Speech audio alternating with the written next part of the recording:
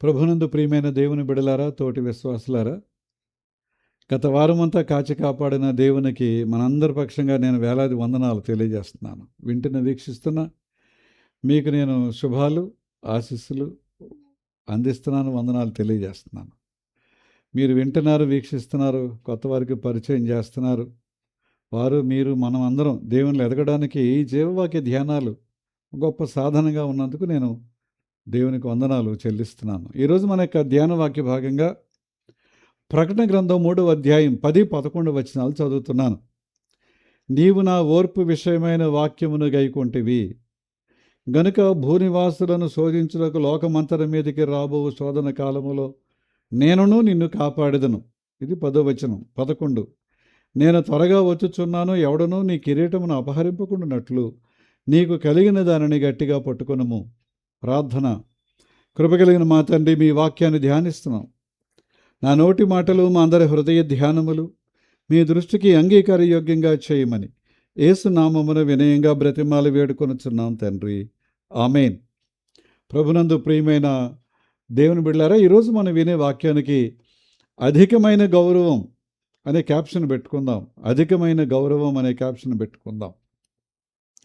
ఆయన మన నుంచి ఏం కోరుతున్నారు? ఓర్పు విషయమైన వాక్యాన్ని గైకొనాలి. ఎందుకంటే ఓర్పు అనేది కష్టం, కానీ అది ప్రభు మనకు నేర్పించారు. మాటతో కాదు సుమండి, క్రియతో నేర్పించారు. ఎంతగా ఓర్చుకున్నారు? అవమానాన్ని ఓర్చుకున్నారు, శ్రమను ఓర్చుకున్నారు, ఆకలి ఓర్చుకున్నారు, వస్త్రహీనతను ఓర్చుకున్నారు. ఆయనే స్వయంగా చెప్పారు, ఆకాశ పక్షులకు గూళ్ళున్నాయి, నక్కలకు బొరియలున్నాయి, మనుష్య కుమారుడు తలదాల్చుకోవడానికి స్థలం లేదు నాయన అని చెప్పారు ఆయన. ఏమండి, శిష్యులు వెళ్ళి, అయ్యా ఈ రాత్రి మీ ఊర్లో ఏదైనా ఒక సత్రం ఉంటే అక్కడ గడిపి మళ్ళీ ప్రొద్దున వెళ్ళిపోతాం బాబు, యూదులు మా ఊర్లో ఉండటానికి వీల్లేదు. యాకోబు యోహానులు కోపం వచ్చింది, అగ్ని కురిపించేస్తామని అడిగారు. ఆయన వద్దన్నారు, సహించుకున్నారు. ఓర్పు, ఓర్పు, ఓర్పు. కనుక నీవు నా ఓర్పు విషయమైన వాక్యమును గైకొంటివి గనుక భూనివాసులను శోధించుటకు లోకమంతటి మీదికి రాబోవు శోధన కాలం. ఇప్పుడు ఆ పరిస్థితిలో ఉన్నాం మనం. ఇక్కడేదో మనకేదో అని చెప్పుకోవడం కాదు కదండి. ప్రపంచం మొత్తం మీద క్రైస్తవులు ఎక్కడున్నారో అక్కడ వాళ్ళకి చాలా కష్టకాలం. వింటున్నాం, చూస్తున్నాం. ఎందుకంటే ఇవాళ మన అదృష్టం ఏంటంటే టీవీలు వచ్చాయి, ఇంటర్నెట్ వచ్చింది. ఏది ఆన్ చేసినా, ఎక్కడ ఏ కష్టం వచ్చినా, ఎక్కడో 1-2 చోట్ల అది మీడియాకి రాకుండా, ప్రింట్ మీడియా కానీ ఎలక్ట్రానిక్ మీడియా కానీ రాకుండా వాటిని ఆపుతున్నారు. కానీ మిగతా చోట్ల ఏముందో అంతా మనం లైవ్ చూసేస్తున్నాం. కనుక అలాంటి పరిస్థితుల్లో నేను కాపాడుతాను. ఎందుకంటే నువ్వు నా ఓర్పు విషయమైన వాక్యాన్ని నీవు గైకొంటివి అనే మాట అని చెప్పి ఆయన ఏమన్నారంటే, నేను త్వరలో వస్తున్నాను, ఎవడనూ నీ కిరీటమును అపహరింపకుండానట్లు నీకు కలిగిన దానిని గట్టిగా పట్టుకొనుము. కిరీటం, కిరీటం, క్రౌన్ అంటాం కదండి. అది గ్రీకు భాషలో స్టెఫనాస్ అని అన్నారు. స్టెఫనాస్, కిరీటం, స్టెఫనాస్. టు విన్, ఎవరైతే నెగ్గుతారో, గెలుస్తారో వారికి పెట్టేది. అలాగే రీత్ అనే మాట కూడా అర్థం ఉందండి. రీత్ అంటే ఒక పుష్పగుచ్చాన్ని చక్కగా ఇలా రౌండ్గా తీర్చిదిద్దుతారు. ఎవరైనా చనిపోయినప్పుడు దాన్ని వారి యొక్క గౌరవార్థంగా ఆ శవం దగ్గర కానీ, లేకపోతే సమాధి పెట్టి మీద కానీ, లేకపోతే సమాధి మీద కానీ రీత్ పెడతాం. స్టెఫనాస్ అనే మాటగా 2 అర్థాలు. ఈ కిరీటం అనేది రాయల్ డిగ్నిటీ, రాజ గౌరవం. రాజగౌరవం అనే విషయాన్ని మనం జ్ఞాపకం చేసుకోవాలి. ఎలాగ ఉంటుందంటే, ప్రకటన గ్రంథం 3:10-11 చదువుకున్నాం కదండి. 6వ అధ్యాయం 2వ వచనం చూస్తే, మరియు నేను చూడగా ఇదిగో ఒక తెల్లని గుర్రము కనపడెను, దాని మీద ఒకడు విల్లు పట్టుకుని కూర్చుండి ఉండెను, అతనికి ఒక కిరీటము ఇవ్వబడెను. అతడు జయించుటకు బయలు వెళ్ళెను. ఒక తెల్లని గుర్రం, దాని మీద ఒక ఆయన కూర్చున్నాడు, ఆయన చేతుల్లో విల్లు ఉంది, ఆయన తల మీద ఒక కిరీటం ఉంది. ఇది ఒక విషయం మనసులో పెట్టుకోండి. 2 14 ప్రకటన 14 మరియు నేను చూచుచుండగా తెల్లని మేఘము కనబడెను. మనుష్య కుమారుని పోలిన ఒకడు ఆ మేఘము మీద ఆసీనుడై ఉండెను. ఆయన శిరస్సు మీద సువర్ణ కిరీటం ఉండెను. ఆయన చేతిలో వాడిగల కొడవలి ఉండెను. సువర్ణ కిరీటం. అక్కడేమో మామూలు కిరీటం, ఇక్కడేమో సువర్ణ కిరీటం. అంటే పరలోకంలో పరిశుద్ధులు రాజులుగా, పరలోకంలో పరిశుద్ధులు రాజులుగా పిలువబడతారు. రాజుగారి కిరీటం మీద పూర్వకాలం రాజుగారి శిరస్సు మీద కిరీటాలు ఉండేవి. ఒక్కొక్కరిది ఒక్కొక్క రకమైనటువంటి కిరీటం. ఇక దాని మీద ఎలాంటి వజ్ర వైఢూర్యాలు, ఆభరణాలు అలంకరింపబడి ఉండేవో మన ఊహకు అందవండి. దాని ఖరీదు మనం కట్టలేం, వెల కట్టలేం. కిరీటం, రాయల్ డిగ్నిటీ అనే మాట మీకు నేను జ్ఞాపకం చేశాను. ఏమంటే కనుక ఈ ప్రకటన గ్రంథం 4వ అధ్యాయం 4వ వచనంలో సింహాసనము చుట్టూ 24 సింహాసనం, దేవుని సింహాసనం ఉంది. దాని చుట్టూ 24 సింహాసనాలు ఉన్నాయట. ఈ సింహాసనములందు 24 పెద్దలు తెల్లని వస్త్రములు ధరించుకుని తమ తలల మీద సువర్ణ కిరీటములు పెట్టుకున్న వారే కూర్చుండిరి. ఎవరు 24 పెద్దలు?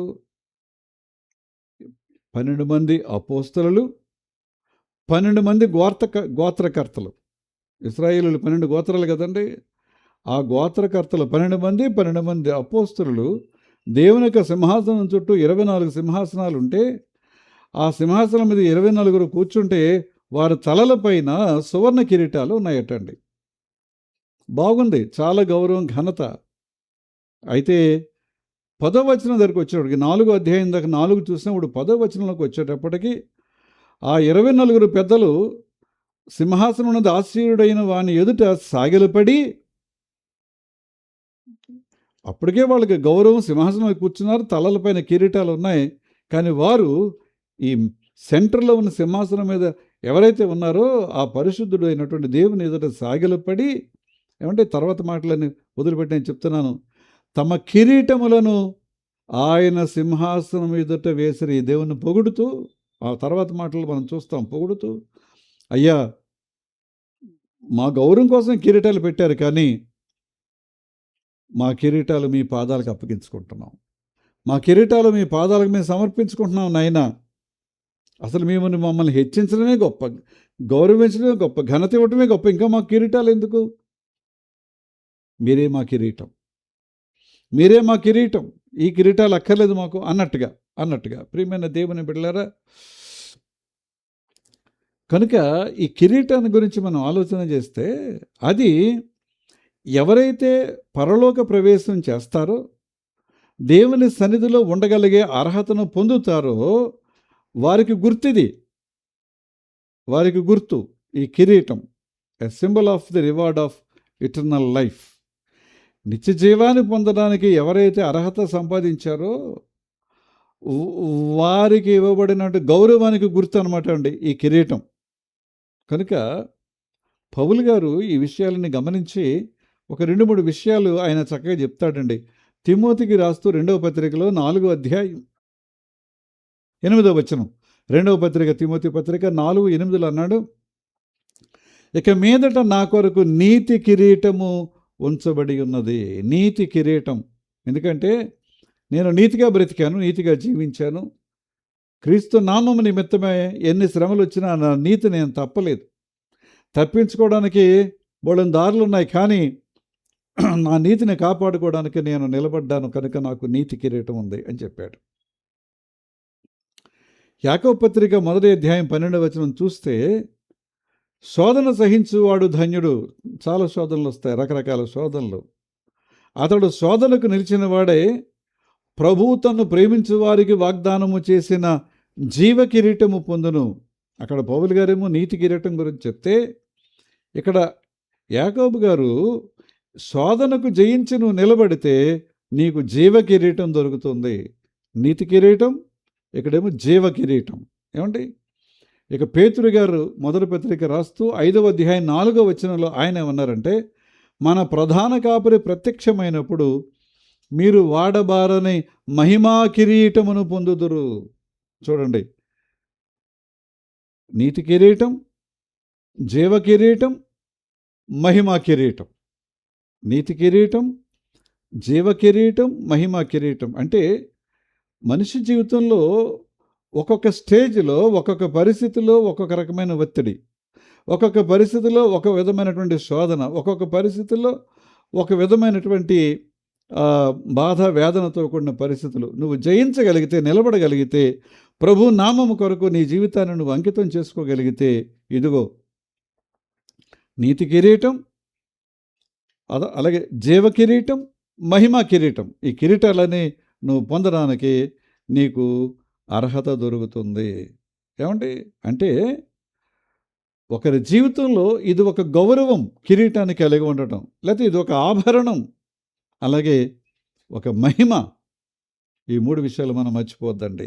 అందుకనే ఫిలిప్పి 4:1 4వ అధ్యాయం 1వ వచనంలో పౌలు గారు అన్నారు, కావున నేను అపేక్షించు నా ప్రియ సహోదరులారా, నా ఆనందమును నా కిరీటమునై ఉన్న నా ప్రియులారా, ఇట్లు ప్రభువునందు స్థిరులయుండుడి అని అన్నాడు. అంటే ఆయన సంఘాలు స్థాపించారు. ఆ సంఘాలను స్థిరపరచడానికి ఆయన ఉత్తరాలు రాస్తున్నారు.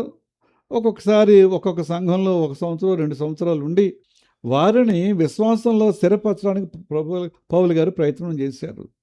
చాలామంది దేవుని వాక్యానికి లోబడి తమ జీవితాలను వారు అంకితం చేసుకుని నిలబడితే ఆయన ఏమన్నారంటే, నా ఆనందమును నా కిరీటము, మీరు నా ఉపదేశాన్ని అంగీకరించి ప్రభు కొరకు మీ జీవితాలు మీరు ఎప్పుడైతే సిద్ధపరచుకుని ఉన్నారో మీరే నా కిరీటం.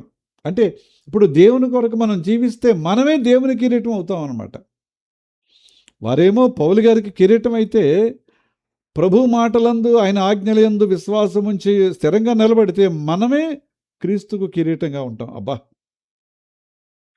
కిరీటం అంటే మాట్లాడండి, శిరస్సు పైన ధరించడం కదా. అంటే ప్రభువు మనల్ని తన శిరస్సు మీద పెట్టుకుంటాడు అనమాట అండి. మీకు అర్థమయ్యేలా చెప్తాను. ఆయన మరణాన్ని గెలిచి పునరుత్థానుడై వెళ్ళి తండ్రి కుడిపార్శ్వమందు సింహాసనం మీద ఆసీనుడై ఉన్నారు. ఎవరైతే లోకాన్ని జయించి పరలోకానికి వస్తారో తన సింహాసనం మీద వారిని కూర్చోబెడతానన్నాడు. ఆయన సింహాసనం ప్రక్కన ఇంకో సింహాసనం వేయటం కాదండి, దాన్ని ఎక్కడైతే కూర్చున్నాడో అక్కడే మనల్ని కూర్చోబెట్టుకుంటానన్నాడు. అంటే ఎంత గొప్ప ఆధిక్యత! ఇప్పుడు మనలను తన శిరస్సు మీద ఒక కిరీటంగా ధరించడానికి ఆయన సిద్ధంగా ఉన్నారని చెప్తున్నారు. తెస్సలోనికే పత్రిక 1వ పత్రిక రాస్తూ 2వ అధ్యాయం 19వ వచనంలో పౌలు గారి మాటలు, ఏలయనగా మా నిరీక్షణైనను ఆనందమైనను అతిశయమైనను అతిశయ కిరీటం ఏదైనను ఏది? ఏలయనగా మా నిరీక్షణ అయినను ఆనందమునైనను అతిశయ కిరీటమైనను ఏది? మన ప్రభు అయిన యేసుక్రీస్తు యొక్క రాకడ సమయమున ఆయన ఎదుట మీరే కదా అతిశయ కిరీటం. మా ఆనందం, సంతోషం ఏంటనుకుంటున్నారు? ప్రభు యొక్క రాకడ సమయంలో మీరు నిలబడ్డారు గనక మీరే మాకు అతిశయ కిరీటంగా ఉంటారు. అబ్బా, అద్భుతమైనటువంటి వర్ణన అండి. దేవుని బిడ్డలు, విశ్వాసులు ఆయన మాటలు విని లోబడేటువంటి వారి విషయంలో అద్భుతమైనటువంటి వర్ణన ఈ సమయంలో మనం చూస్తున్నాం. ప్రియమైన దేవుని బిడ్డలారా, ఓకే, మంచిదే. కానీ కొంతమంది జీవితంలో అసలు ఏ రకమైన గుర్తింపు ఉండదండి. ట్రోఫీలు ఉండవు, మెడల్స్ ఉండవు, బ్యాడ్జెస్ ఉండవు, లేకపోతే ఇలాగ క్రాస్గా వేసి ఒక రిబ్బన్ కూడా ఉండకపోవచ్చు. మళ్ళీ చెప్తున్నాను, కొంతమంది జీవితంలో ట్రోఫీలు ఉండవు, మెడల్స్ ఉండవు, బ్యాడ్జెస్ ఉండవు, రిబ్బన్ కూడా ఉండకపోవచ్చు. కానీ దేవునిలో ఉన్నవారికి వీటన్నిటికీ మించినటువంటి ఒక కిరీటం బహుమానంగా ఇవ్వబడుతుంది. దానికి మించిన గౌరవం ఎక్కడుందండి? దానికి మించిన గౌరవం ఎక్కడుంది? అందుకని యోబు గ్రంథం 23వ అధ్యాయం 12వ వచనం చూస్తే, యోబు గ్రంథం 23వ అధ్యాయం 12వ వచనం, ఆయన పెదవుల ఆజ్ఞను నేను విడిచి తిరగలేదు. దేవుని నోట్లోంచి వచ్చినటువంటి ఏ ఆజ్ఞ విషయం నేను విడిచి తిరగలేదు. అంటే ఎంత గౌరవం ఇచ్చాడనమాట దేవుని మాటకు, ఎంత విధేయుడైనాడు అన్నమాట. ఒక్కసారి మనం జ్ఞాపకం చేసుకుందాం. అప్పుడప్పుడు ఒకటి తప్ప అని చెప్పుకుంటాం. ఒకటి తప్ప అంటే అదొకటే ఉందిలేండి, మిగతా అన్నీ బాగుంటాయండి. ఒకటే కొంప కూల్చేస్తుంది. 10 ఆజ్ఞలలో ఏ ఒక్క ఆజ్ఞ మీరినా అన్ని ఆజ్ఞలు మీరినట్టే అని బైబిల్ చెప్తుంది. కానీ యోబు గారు ఎంత ధీమాగా ఈ మాట చెప్పాడండి. ఆయన పెదవుల ఆజ్ఞను నేను విడిచి తిరగలేదు. ఆయన నోటి మాటలు నా స్వాభిప్రాయం కంటే ఎక్కువగా నాకు ఒక అభిప్రాయం ఉంది, ఒక అభిప్రాయం కలుగుతుంది, ఒక అభిప్రాయానికి నేను కట్టుబడి ఉంటాను. కానీ వాటికంటే ఎక్కువగా దేవుని నోటి నుంచి వచ్చే మాటకు నేను విలువిస్తాను. కనుకనే వాళ్ళందరూ కిరీటాలు పొందిన వారుగా చూస్తామండి. కిరీటాలు పొందిన వారుగా చూస్తాం. మార్టిన్ లూథర్ గారు తన జీవితంలో చాలా వ్యతిరేకత ఎదుర్కొన్నారండి. మరణ శాసనం లిఖించబడింది, దొరికితే చంపేయడానికి రెడీగా ఉన్నారు, ఇంకా ఏదో చేయడానికి రెడీగా ఉన్నారు. కానీ ఆయన నిలబడ్డాడు. హియర్ ఐ స్టాండ్ అని అన్నాడు. కారణం ఏంటంటే దేవుని వాక్యాన్ని బట్టి.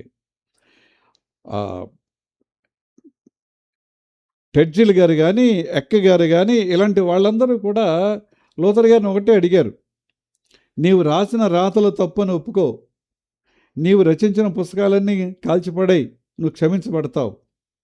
ఆయన అన్నాడు, నేను రాసిన ఏ రాత అయినా, రచించిన ఏ పుస్తకమైనా దేవుని వాక్యానికి వ్యతిరేకంగా ఉంటే మీరు నిరూపించండి, నేను ఆ ప్రకారంగా మీరు అన్నట్టు చేస్తాను.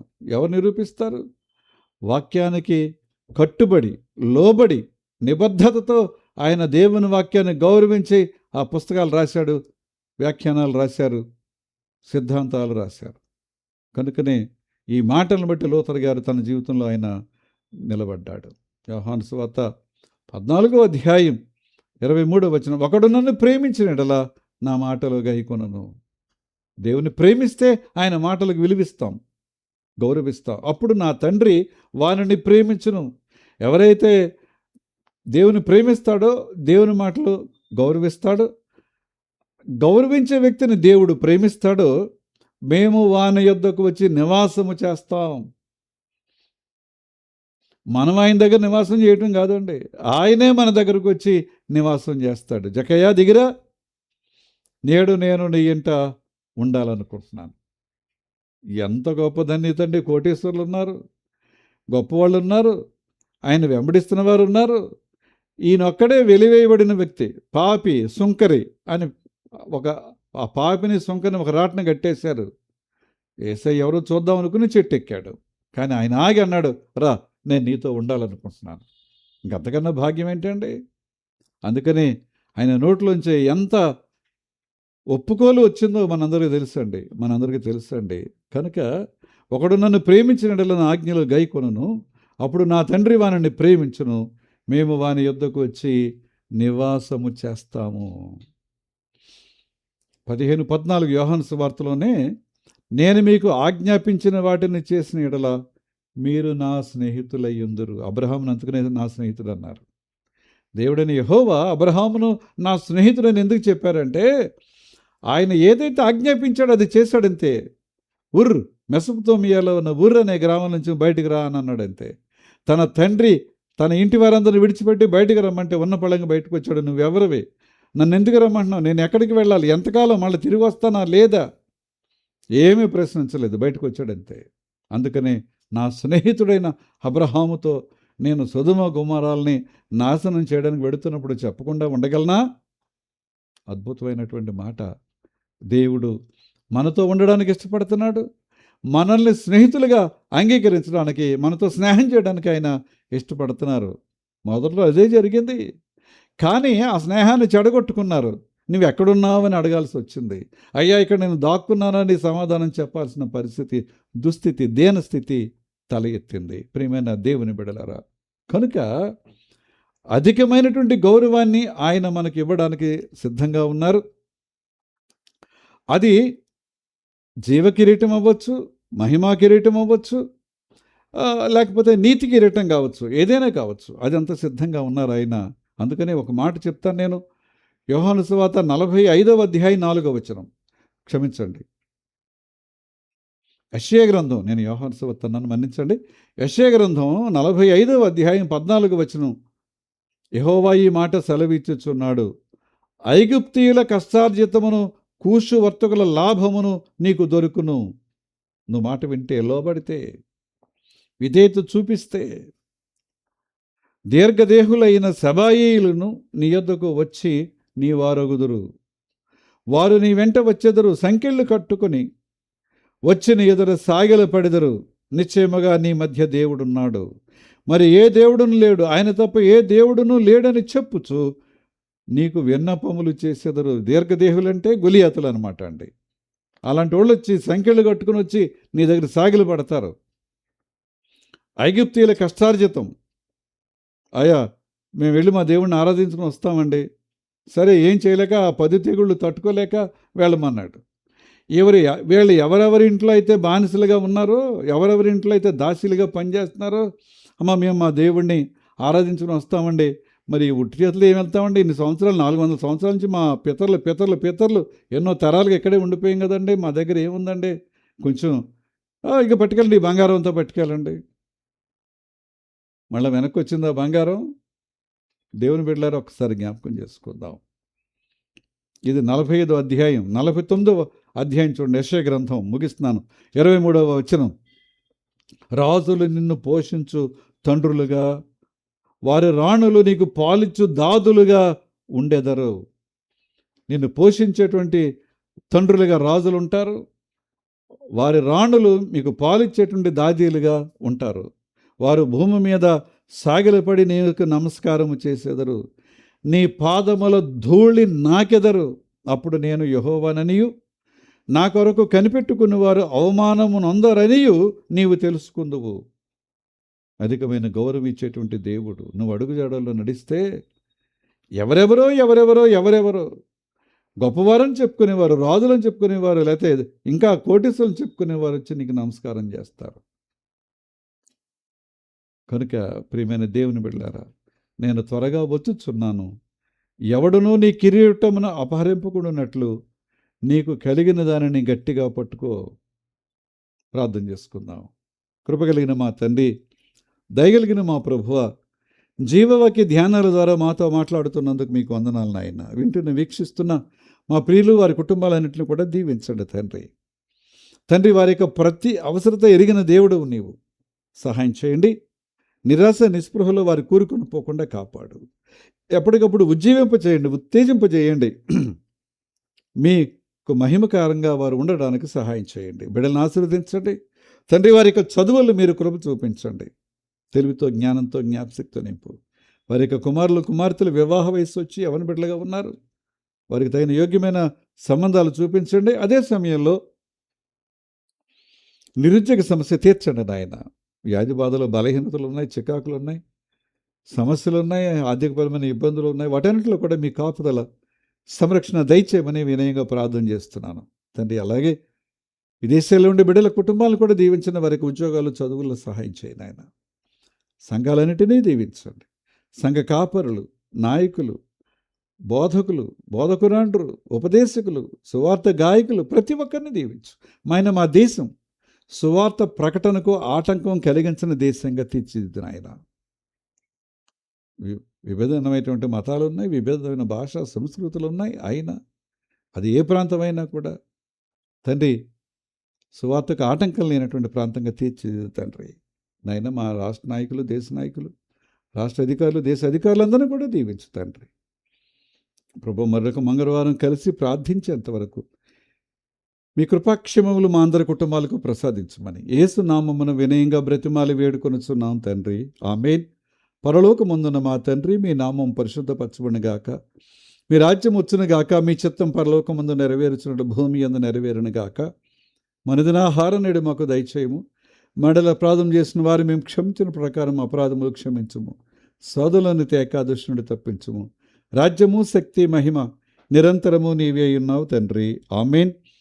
మన తండ్రి అయిన దేవుని నుండి, ప్రభు అయిన క్రీస్తు నుండి, పరిశుద్ధాత్మ నుండి కృపయు సమాధానం మీ కలుగునుగాక. ఆమేన్. మరొక మంగళవారం కలుసుకుందాం. అంతవరకు సెలవు.